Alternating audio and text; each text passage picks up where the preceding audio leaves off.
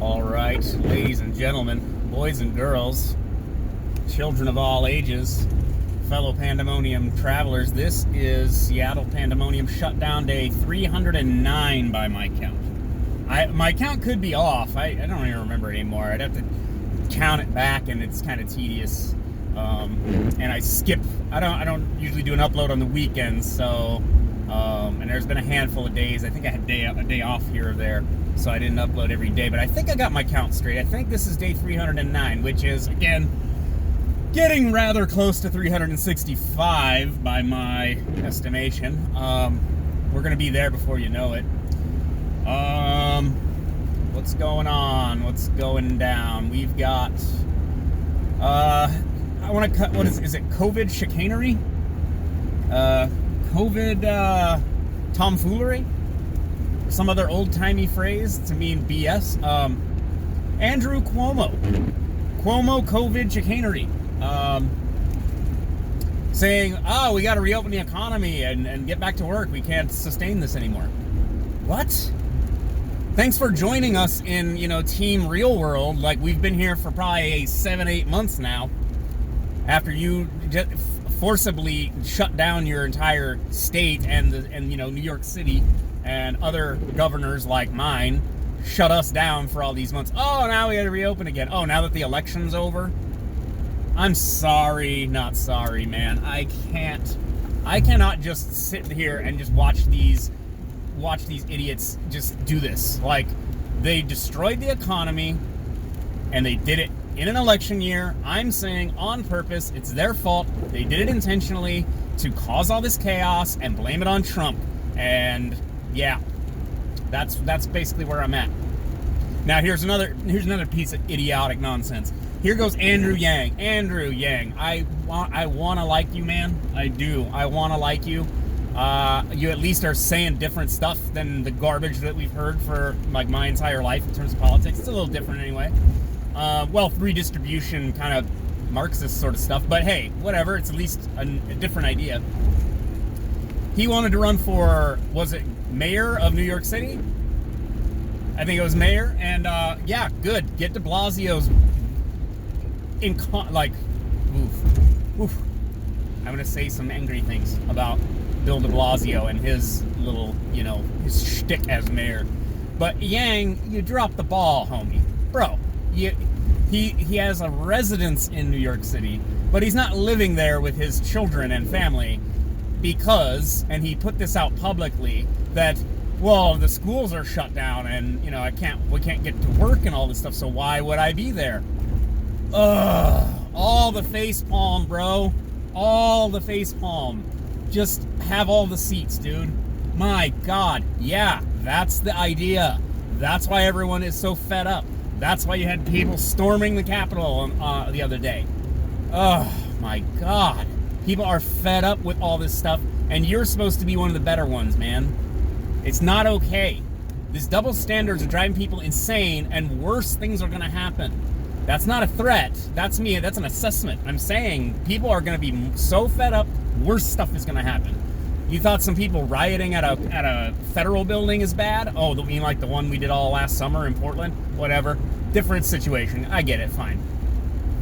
But you're going to get more bad stuff coming with this, like, let them eat cake kind of crap. I'm honestly impressed that people have been this calm so long, this far, for so long. It's shocking, really. So, there's that nonsense. God, it's Monday. I have some good news for myself for later this week. I'll try to give you an update on Friday. Something kind of fun is coming, at least for me. I got to take care of a few things before then, but let's see. So, what else is going down? We've got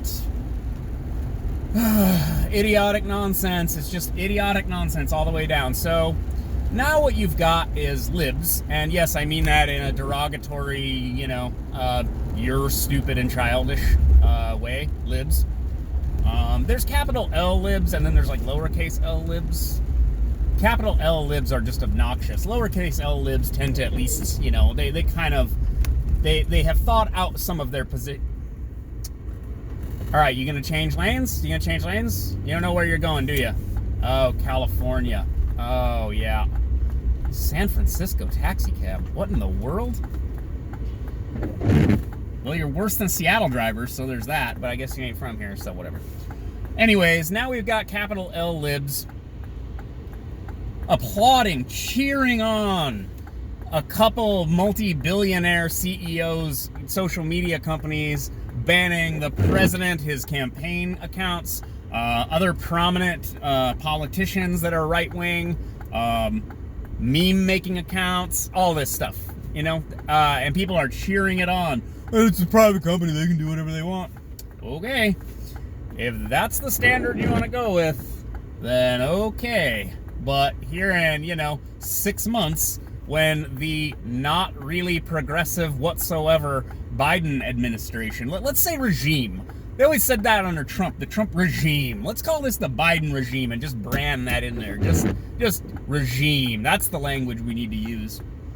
When they start coming after you because you say something that's anti-war or anti-Biden or this information, this is what Twitter's been doing, this information is contested. They flagged your post. This contains information that may or may not be true about a presidential election. You'll get censored too, and then you'll be like, whoa, what happened? How did this happen? It's because you promoted censorship at a high corporate level, at a very, very deep level. Like, not just and this is the thing, not just banned from Twitter, not just one post banned from Twitter, entire accounts nuked off of Instagram, Facebook, Snapchat, not allowed to use payment processors, all this stuff, which, again, I've said this before on this very program, in The Handmaid's Tale, the book all you libs have been clutching your pearls about, oh no, we're going to become The Handmaid's Tale. One of the plot points in The Handmaid's Tale is the digital removal of people's ability to do banking transactions. Okay, in the story, anyone with an F in their profile, that means a female, they canceled their account, locked their account. You can't do banking, you can't withdraw cash. Well, now you can't engage in commerce, you can't manage your own finances, you can't run a business. You are then dependent upon men to do all of those things that you had the right to do up until that happened. So, that being said, when you have things like basically a digital erasure, just erasing people from the internet, and it's the President of the United States, how are you applauding this? You people have the attention span of a goldfish? Like, what? How do you think this ends? And how do you think that looks to the 70 plus million Americans that voted for Trump? They don't just go away and go, well, you guys, you erased us off the internet. I guess that's it. We'll just go over here and make our own new internet. Oh, we'll go to Parler. Oh, we can't because Amazon canceled their web hosting because we can't have any wrongthink. And before people get all uppity about like, well, they were planning right-wing extremist violence, blah, blah, blah. All right, I can find you people on Twitter right now threatening to kill people for political, religious, gender, ethnic reasons. You want to talk about people organizing extremism? I watched extremists organize politically motivated violence right here in my own city all summer long, all over Twitter. So you can miss me with all that crap. That is a BS excuse that you're using to stamp out people talking about stuff you don't like and creating alternate narratives, which, while potentially dangerous, let's talk about every other potentially false narrative that's on the internet. You didn't care until it was now. You got anti-vaxxers, you've got weird dietitians with fake diets, you got, literal, conspiracy theories about the government and, the JFK assassination, Freemasons, Illuminati, the U.S. government has alien spaceships, every crazy thing you can think of. Yeah, it's on the internet, and you didn't want to censor it until right now. This was a bridge too far. Oh, okay. Okay. So, Russia rigged the 2016 election, allegedly, with a few Facebook posts that nobody saw. And that's super duper important. But, also, what happened is... Yeah, I can go this way again. Whee! But also, we didn't need to actually censor the president off of social media or censor his campaign or any of these meme accounts or anything until right now. Okay. It's like, those of us that have been paying attention, again, as not actually a conservative, which anybody who knows me and actually like listens to any of my content knows, I might repeat a right-wing talking point from time to time, but that's because I find it more compelling than a left-wing talking point. Okay? One side or the other isn't always wrong all the time, and if you believe that, then you're a child. You have a child's mind. I don't want to have a child's mind. I want to investigate these things for myself. So here's the deal. This is how it looks right now. Is it looks like you are leveraging high-level corporate power, again, corporate fascism, corporate techno-oligarchy, to stifle a contradictory opinion, a contradictory viewpoint by a president. So you have now made giant tech companies more powerful than the President of the United States. And I want you, if you agree with that kind of censorship, I want you to think about that. Yes, I know it's not necessarily a First Amendment violation because the tech companies aren't the government. I understand. You're not smart for bringing that up. The point is that you're missing the spirit of the First Amendment, which is to allow what Walt Lippmann referred to as the indispensable opposition. I believe I have probably beaten this topic to death on this program with my ranting. I'll post a link to it. It is a brief essay about how you only harm yourself by censoring the opposition to your own position. You censor the opposition, you become weak. You don't learn how to properly formulate argumentation for your own side. You limit your own ability to actually be exposed to maybe contradictory information that is true. You limit your own access to truth by censoring the other. So don't do that. Let it wash over you. Let it pass through you. And what remains afterward is hopefully the truth. Right?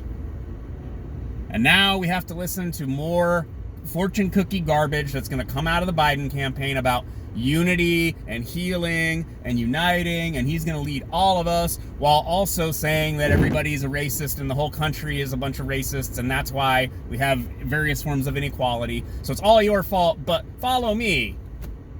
What? No, I won't. I refuse to. I don't think that Joe Biden has his own vision for America. It's not his vision. This is going to be a bizarre cabinet. I don't even know what to call it. A cabal.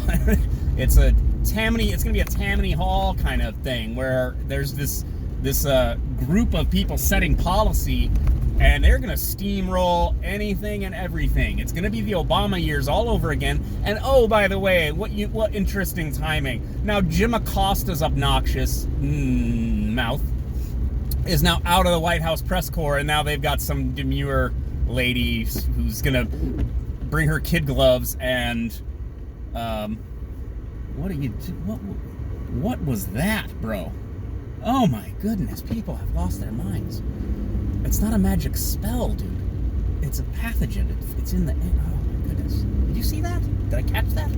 Oh, my God. Now, Jim Acosta is out now, so instead of being an obnoxious dillweed and grabbing microphones away from interns that look like they're 15 years old and shouting nonsense over the president and yelling stupid, inane garbage at, like, Kim Jong-un of all people when we're trying to have a nuclear weapons summit, he's out now, and so now the media is going to go back to sleepy sleep, and there's going to be no scandals. Man, a scandal-free Biden presidency. Look at it. Isn't it amazing? Remember the normal times when the media was asleep and didn't report on anything? Oh, yes, we remember. We're going back to it before you know it, actually.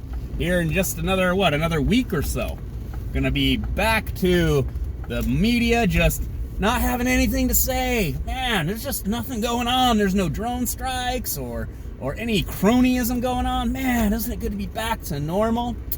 You see how cynical I am? Am I cynical or am I real? Welcome to the desert of the real, boys and girls. All right, I will talk to you guys later. It's Monday.